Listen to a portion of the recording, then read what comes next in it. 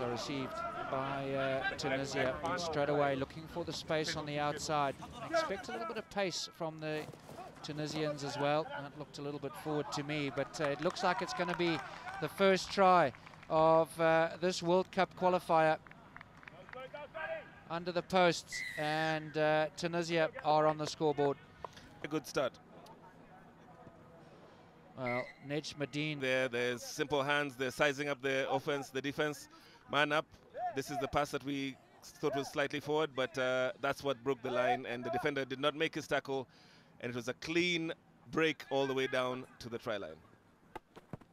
Well, it's a good kickoff from Tunisia, but gathered by Ghana. Now a chance to see their backline run. Looking for that space on the outside and taking play to the halfway line.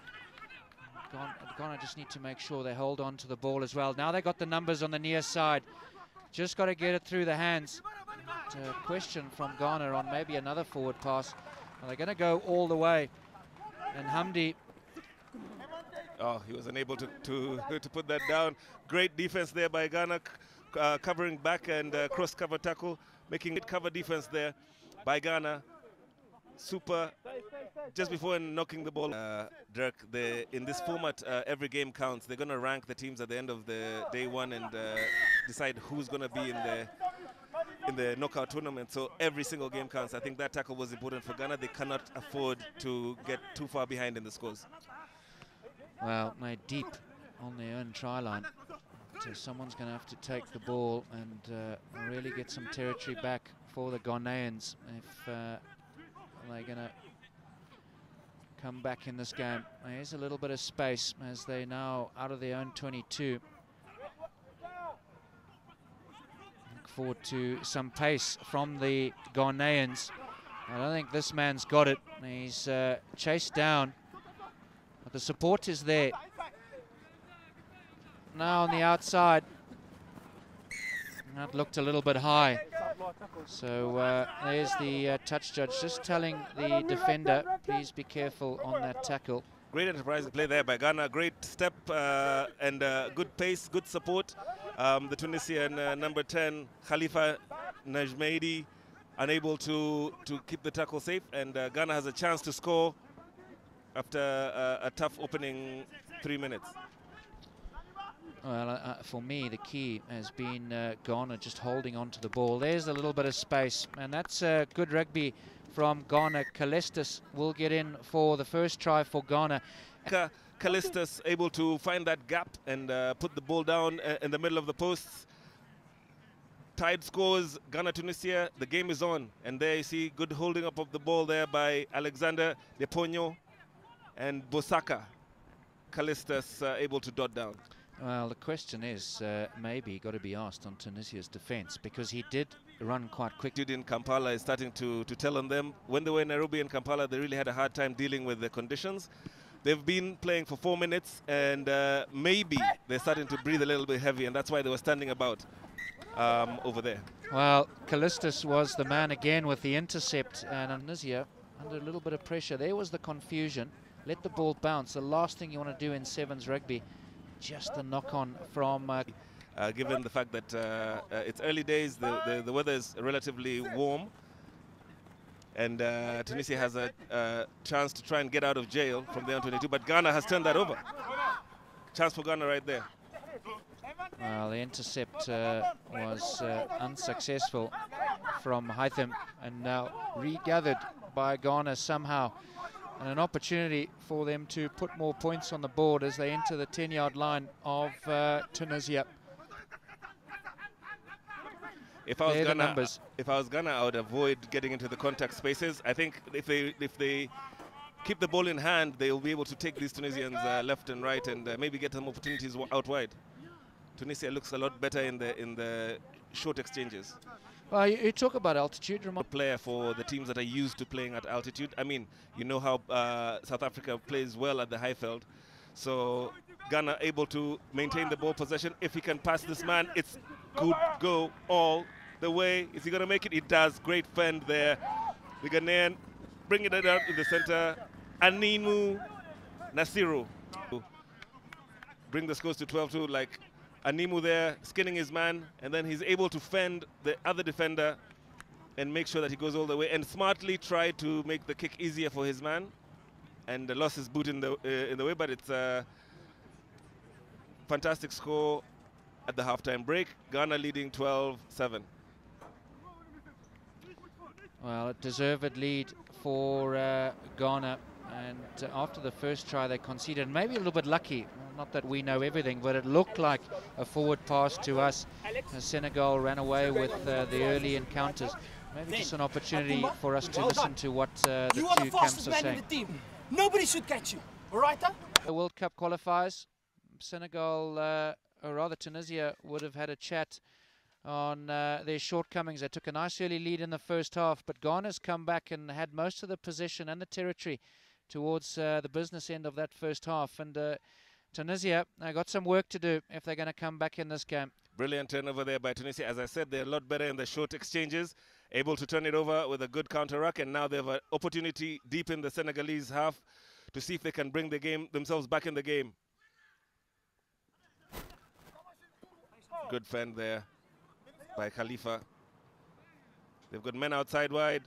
Good kick, but unable to gather the ball. Ghana's defense able to set a big hit by Ghana, and they've reset the attack, and Tunisia back at it. It just looks a little bit laboured from Tunisia. There's a little bit of space, and he's still going. It's a little bit lateral, and that looked like it was off the knee, but the referee decides no, it's a knock-on. So Ghana have an opportunity to get out of their own 22. So the referee decides that that ball wasn't put in straight. He's fed the ball under the leg. Doesn't look very happy. So they get away with it, Tunisia. But, the unforced error. Now they're going to get another chance as they enter the 22 of Ghana. They have some numbers on the outside. Skipping the player with the overlap. And what looked like a good tackle. He's going to get in anyway. Looks like Chamsandine is going to get in for the second try of Tunisia, and they're definitely back in this game. Indeed, same kind of setup as they did the last time. Send the ball wide to the outside. They've got big men on the outside. Kamsendine, Khalifa, able to dot the... Look like the team that's going to outlast Tunisia if they're able to get their hands on the ball. The good attempt by the kick, but unable to convert. And the bench of either of these teams with 4 minutes to go, it's the team that's going to put in the hard strides going into the last 4 minutes that will win this. Both teams looking a little bit laboured and tired for some unknown reason. It's the first significantly better pace. They will probably be able to take more results from there. Good line out from Ghana. Are they able to work their way out of their 22 and into a scoring position? The pass not finding the player, so back into midfield. There's the little bit of injection of pace we were talking about. As he approaches the halfway line, the support is there. But maybe not clinical from Ghana, the one-handed stuff. You need to make sure that whatever they do is clinical, whether it's passing or whatever it might be. Now, a little bit of numbers, and there's that unforced error. Indeed, Ghana had a chance. They were able to recover that ball. Tunisia now trying to piece together a structured move, and again losing the ball in contact. Some basic errors. These are going to cost both these teams. Can Ghana keep about 2 or 3 phases together? They may have a chance to get points back on the board. Well, that kind of play as well is extremely sapping. When there's an unforced error, it's turned over, then the other team run with the ball, and then another unforced error. So this little passage of play is really going to tell on the players.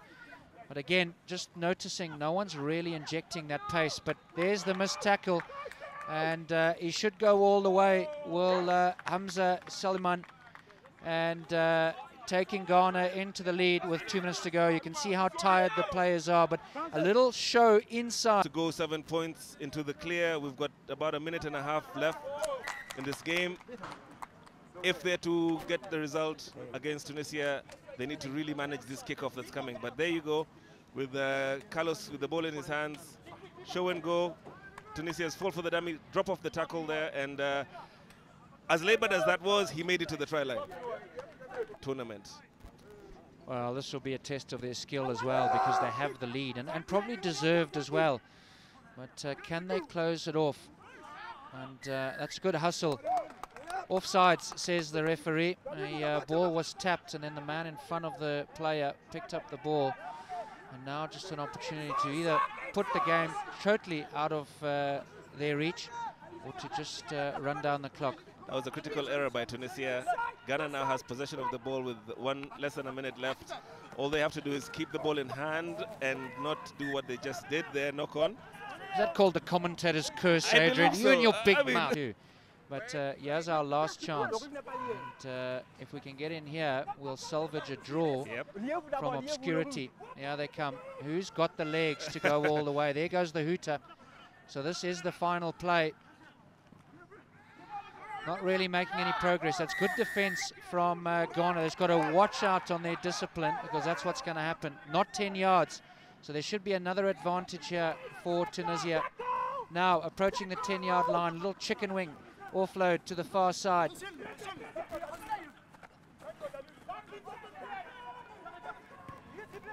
Wow, deciding to kick the ball away. Hail Mary kick, Hail Mary kick. If he can gather it, Ghana is able to defend there. This is the last chance. Tunisia has turned it over, but there's a lot of cacophony going on there. Wow, there's the other penalty. They're now 10 yards short of the Ghanaian try line. I think Tunisia sniffed something here. They have a chance. The skills shouldn't let them down. They've scored tries like this. Good step there. Fantastic try by Tunisia. What a way to close out the game. He stepped through the Ghanaian defense. Ghanaian again, their spot one-on-one tackling, letting them down. Tunisia brings the game to within 2 points. Well, he hasn't. And therefore they're unable to know the little nuances and tricks to keep the margins of sevens in their favor. And Tunisia able to bring the game to a draw. And the final score between Ghana and Tunisia, 19-all. Well, he has another look at that try. And he got in for his second. Some great stepping from the number 10, Nejmuddin. And getting under the posts, exactly what we spoke about. Ghana maybe being a little bit, we'll call it wet behind the ears in realizing how to block